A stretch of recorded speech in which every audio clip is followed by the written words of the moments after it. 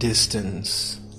It should be measured and quantified in its units of measurement, and indeed it is, but that matter is entirely subject to the perspective of one's predicament.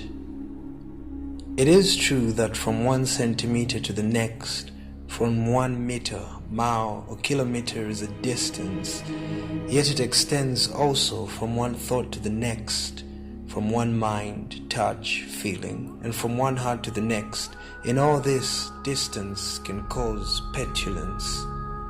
Is it an odd thing then that one of my happiest days is also amongst my saddest? My life was filled with alacrity, and my sobriquet was the meanest, till that day when I met you, and all that pomp melted away and left me at my lowest. It was a mundane meeting where I met you, but the thrill of meeting you made it feel like a gala. I was right in thinking you had bewitched me, for how could all my defenses crash at the mere sight of her? It was as if your presence was the poltergeist of every beautiful woman that had ever lived, compiled in one being, in one star. You make me feel like I can fly and touch the sun, but as the saying goes, if you fly too close to the sun, you'd get burnt. Sad to say, in a world with 1 billion girls, I only have eyes for one. Could have been anyone, but why, my eyes, have you looked upon this one? They ask me how it is to love her like this, and I tell them it is like being addicted to poison yet seeking peace. It is like venturing to a volcano and giving it a kiss. Every contact I make takes from me a piece, and one day perhaps there will be nothing more left to give.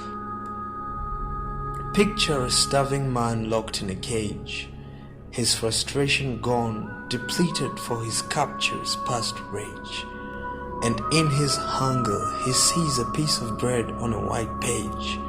Then he reaches out to grab it, but his captor is so crafty in the way he placed it, barely an inch where his desperate fingers can't touch it. To know that survival is so close, but you just can't have it. I would walk away, but every attempt to do so has been merely an excursion.